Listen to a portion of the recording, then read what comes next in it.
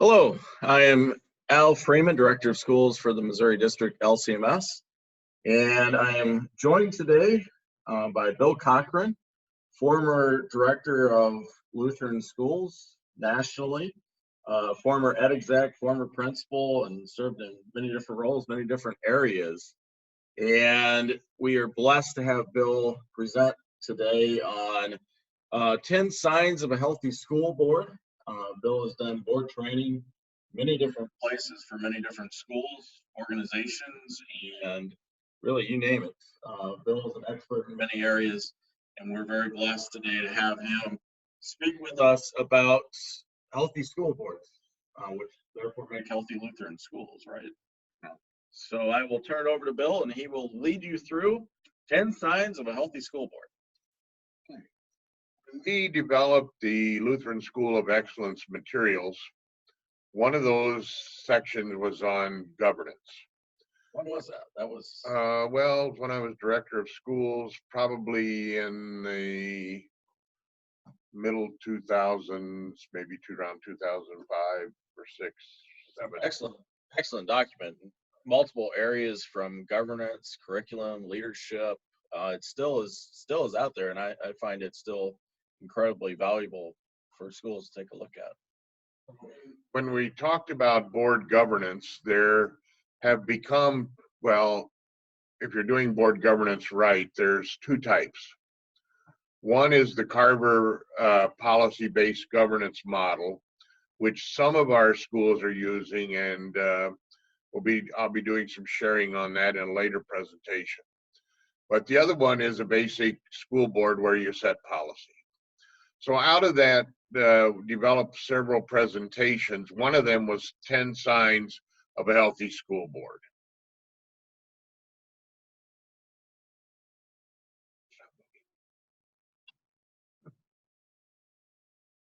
Right.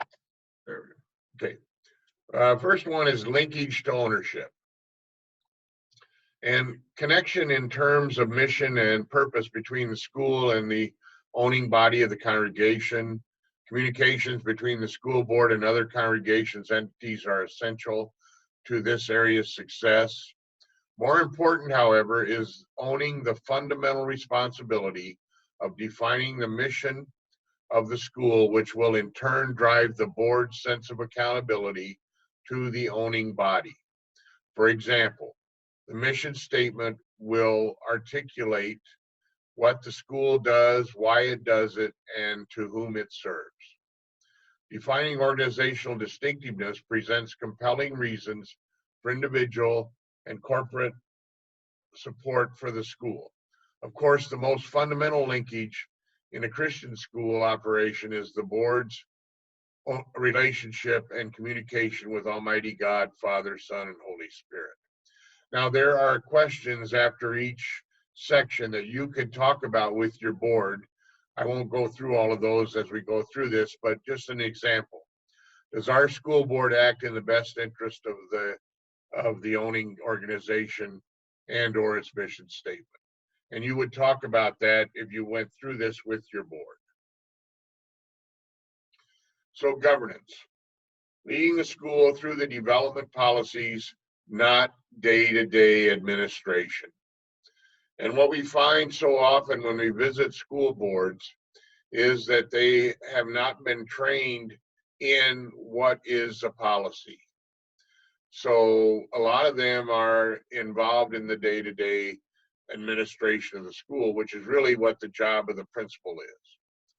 Policy is the general written statements that specifically guide and direct the school's procedure, school staff and procedure. Policy directs future actions of the administrator and other school staff and determines what may or may not be done. Policy ensures adherence to legal and ethical standards and protects the organization from legal liability. One of the things I've shared with boards is that your local public school probably has every policy you could think you could ever need. Because eventually, if you don't think it will ever happen, it might. And if you don't have a policy in place to deal with it, you're going to be in trouble no matter how you deal with it.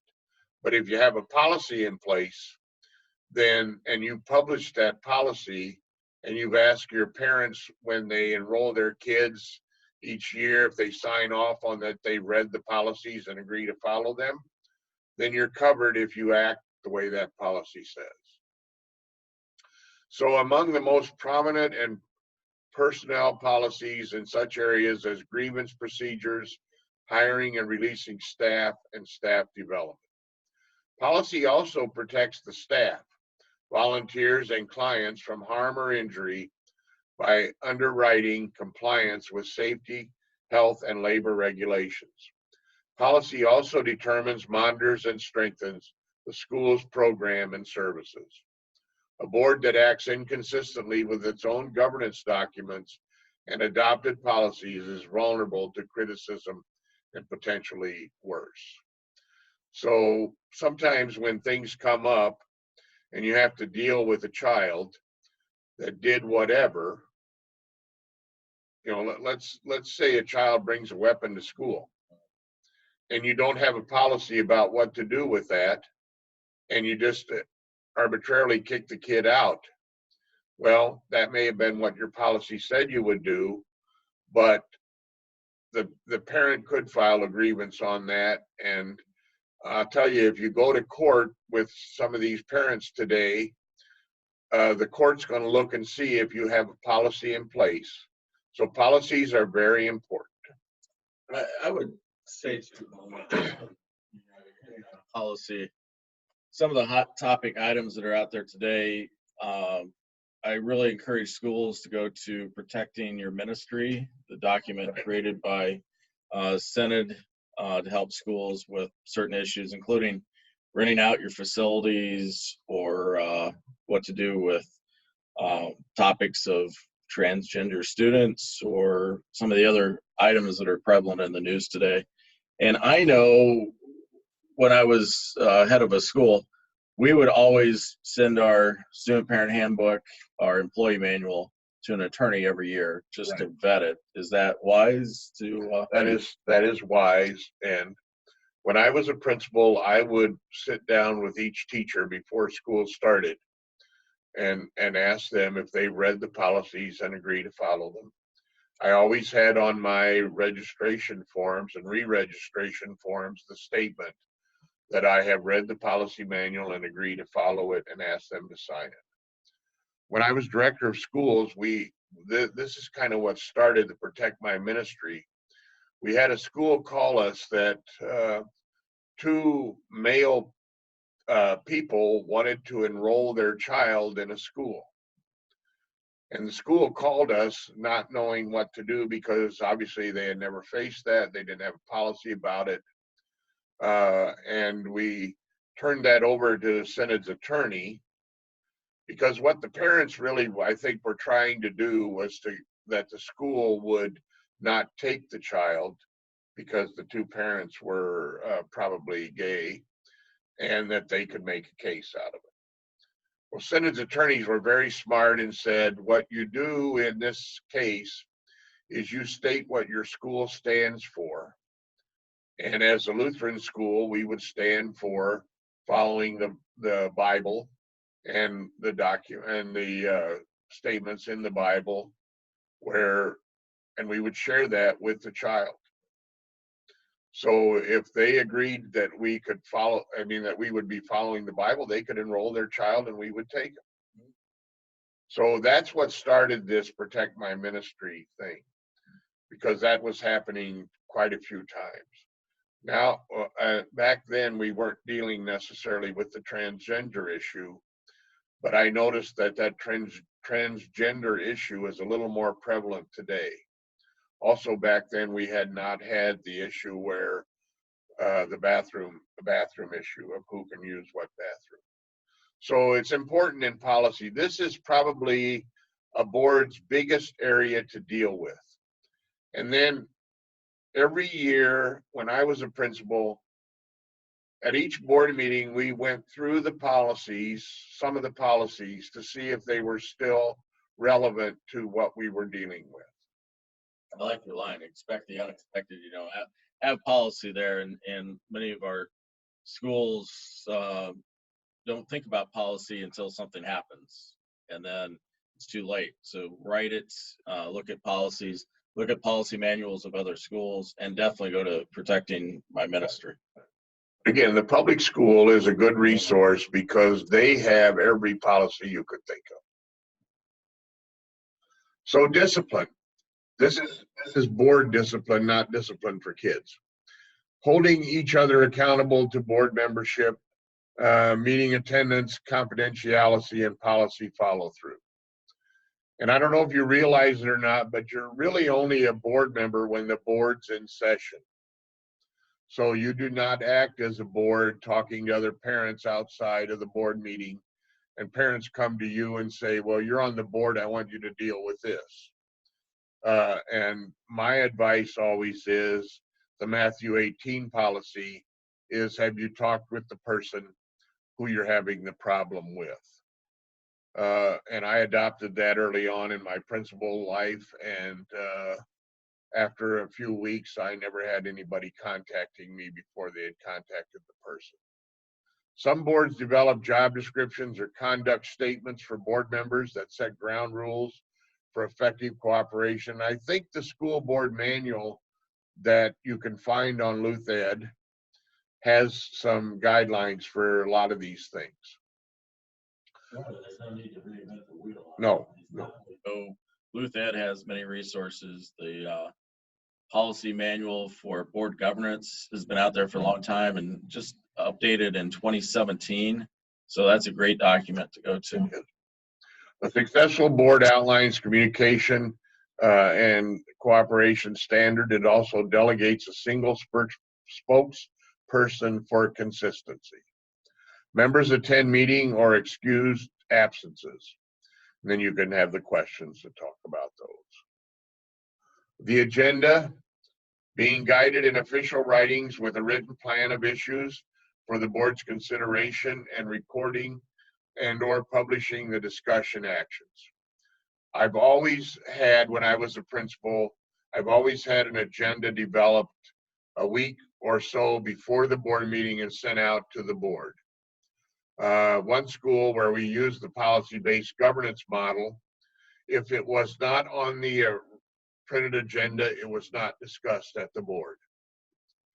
And in that school, we did allow people to come to the board meeting if they had an issue they wanted to share. We did not discuss the issue.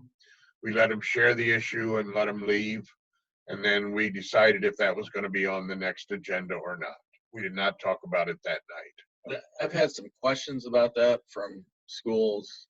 You know, what should we do if someone wants to attend a board meeting? I'll go back to what Bill said before, policy.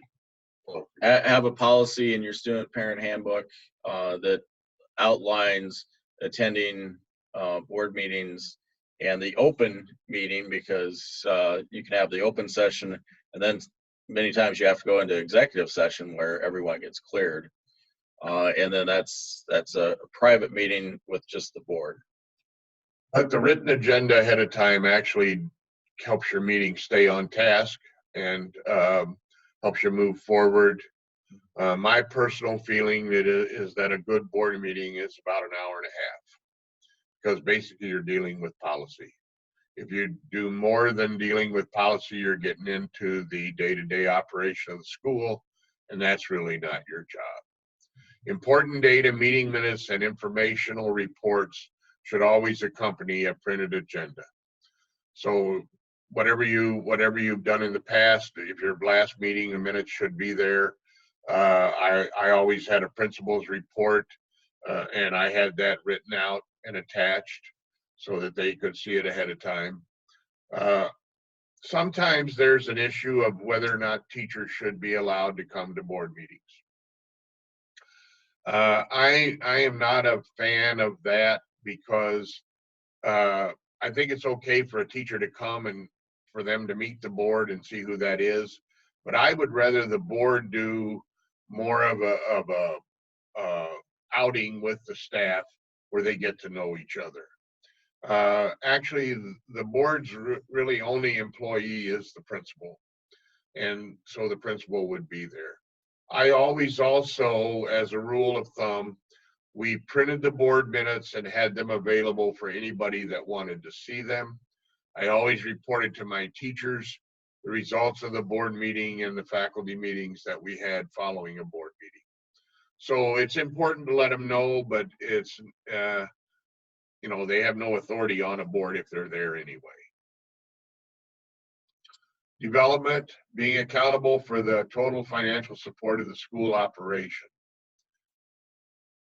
The days pretty much are over in a lot of places where the congregation totally underwrites the operation of the school. So what schools have had to do is develop fundraisers, which could be good or bad, but it's just a fact of life. Most schools I know of do not actually totally charge what the per pupil cost is.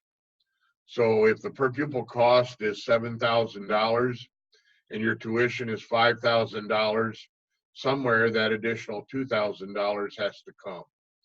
Some congregations make that up, others do not. Again, I guess it depends on the location of where your school is and the tradition that the congregation has had in supporting you. If you're an association school, obviously there's a different model there for development. But it's important to know the tuition fees, approving fundraising events, monitoring monthly financial reports, faithfully distributing authority for financial decisions between the board and the staff, and providing for an independent annual audit of revenue assets. Now, that should be a policy. How often do we have an annual audit? In the school that I was last principal of, we were required by policy to have it every year. Now, that costs money, so obviously you have to budget for that. But it may be that you can do an annual audit in-house, which may or may not be a good idea, but there should be a policy that relates to how that happens. Ensuring adequate resources for current and future needs of the school makes the planning happen. Development is an important role of the board. The assurance of executive performance. And in this area is the evaluation, I think, of your principal. And I used to get requests when I was director of schools, do you have an evaluation guide for your principal, for a principal? And I said, well, what roles do you really want your principal to do? That's what you should be evaluating your principal on, is the job description that you've set up for him to do or her to do.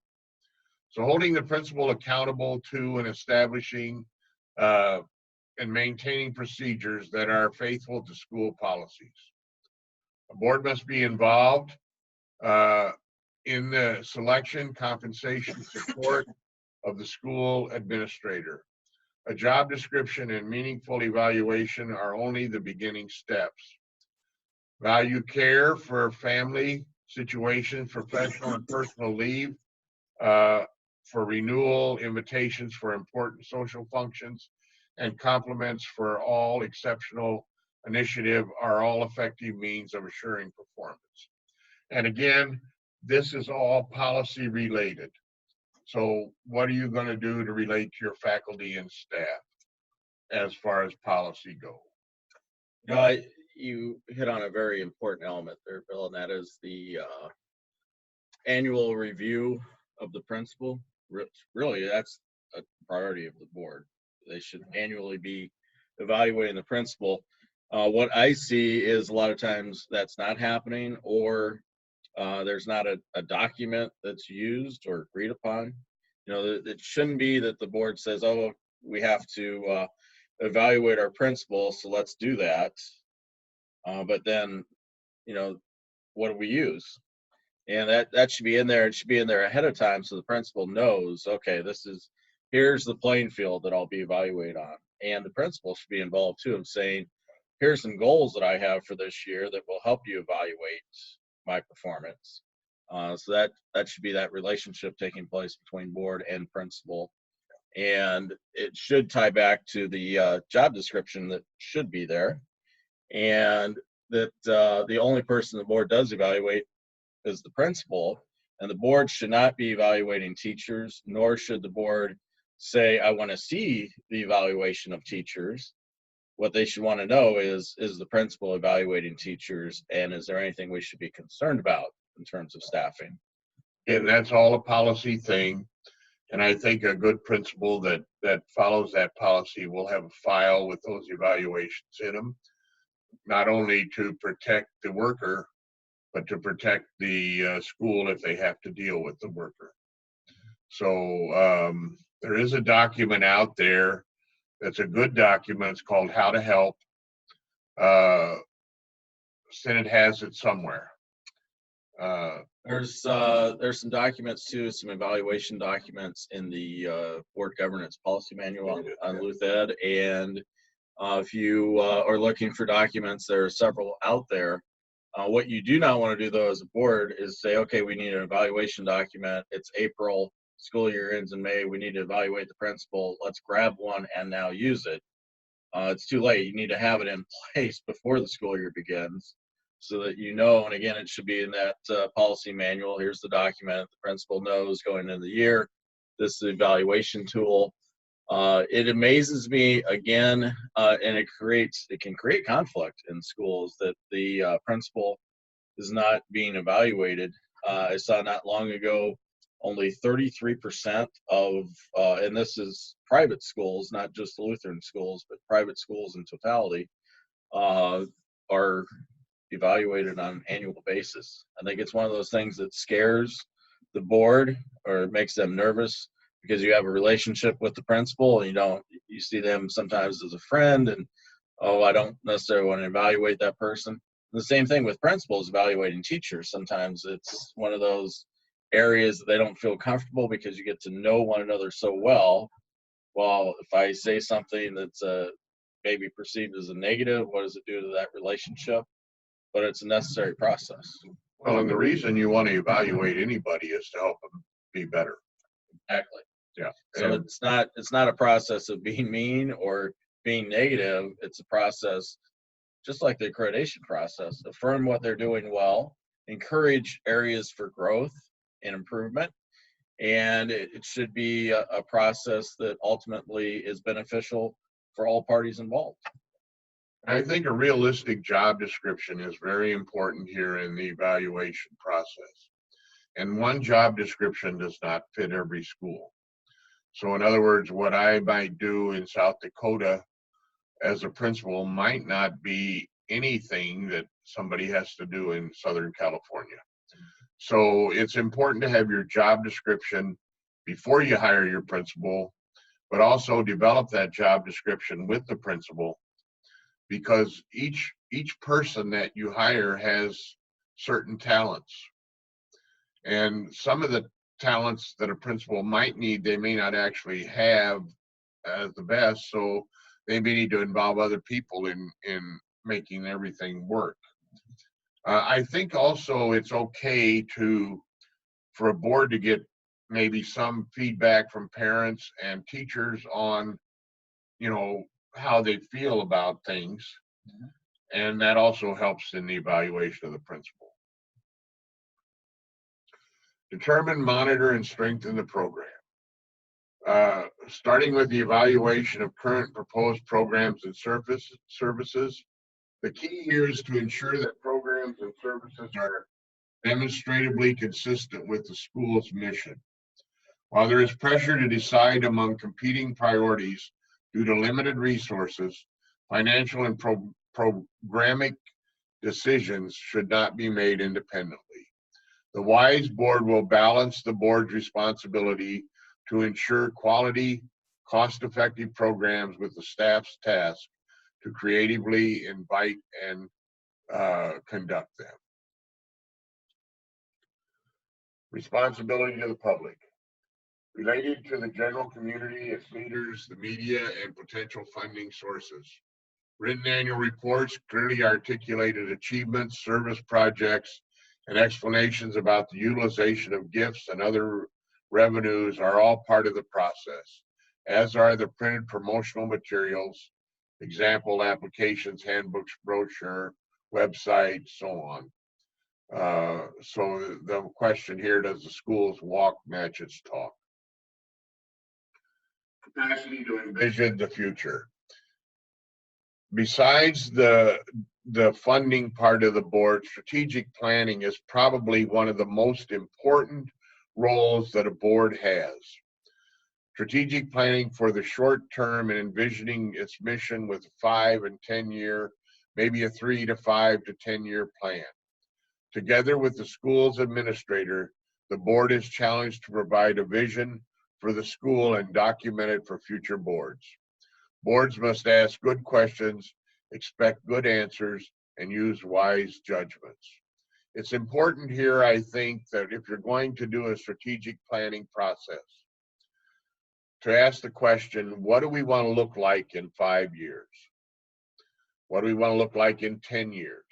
And I think it's important in this area to also maybe involve an outside person that really understands the strategic planning process, that can be a nonpartisan person in leading the process. Would be helpful. And then recruit, orient, and assess itself. All keys to what's that word? Perpetuating the goals and objectives of the board. The board wants to balance itself in such areas as experience, skills, influence, and demographics. Successful boards will recruit individuals to consider board membership when there is a vacancy. All boards also have a responsibility to properly orient new members and to periodically and comprehensively assess the board's effectiveness. I think it's important here, every time you have new board members come on, that you have a training. And if you don't have new board members come on, I still think it's important to have an annual or biannual training for the board. Individual board members' effectiveness is more and more being tagged for assessment among nonprofit boards.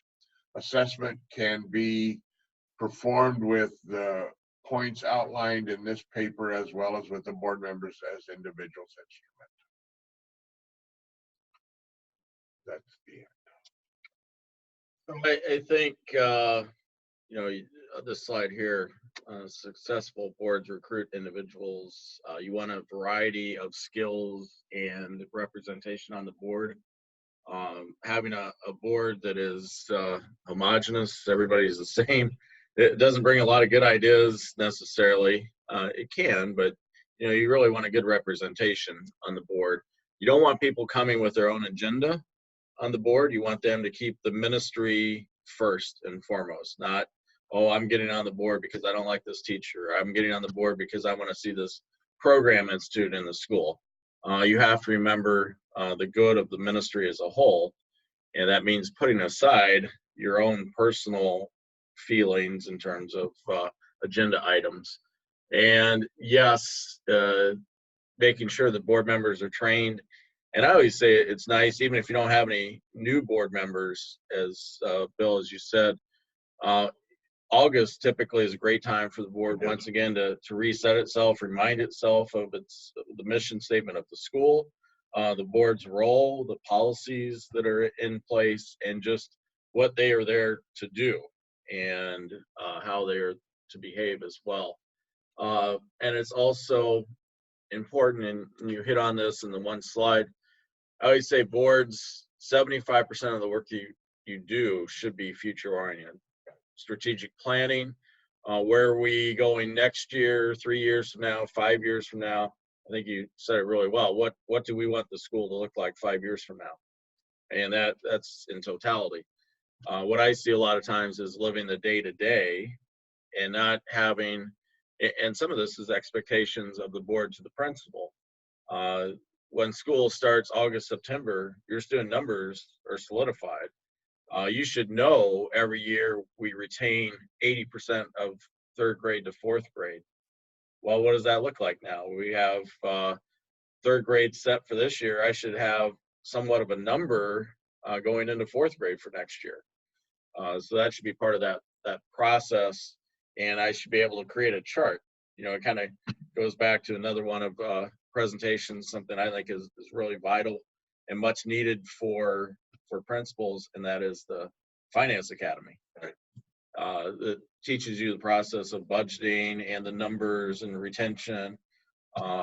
If you are not forecasting financially, you really have no idea that 1 year, 3 year, 5 year plan, and that can create a lot of crisis. Even if your school's doing really well and is financially stable, if you don't see down the road the finances, you could be in trouble too. So strategic planning, incredibly important.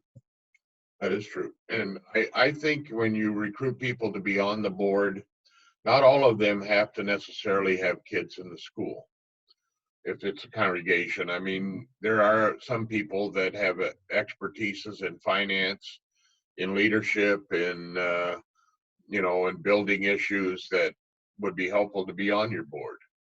And it's important to have people that understand an organization and how it works on your board. So I know that's not always going to happen, and we're not always going to get to the ideal point, but if we can go through some of these kind of programs with some training for our board members, it can be helpful to you. Thank you, Bill. I appreciate your wisdom and knowledge, your willingness to share with us the 10 points for an effective board. Blessings to you, blessings to your school and to your school boards. Please utilize this as a resource with the other resources that we have for board training. And if you would like, we are available to come out and do board training sessions for the board as well. The Zoom sessions that we have recorded and up on YouTube are always good sessions to take a look at, and refreshers for board members as well. Blessings to you and blessings to your school ministry. We could go in person. Sure.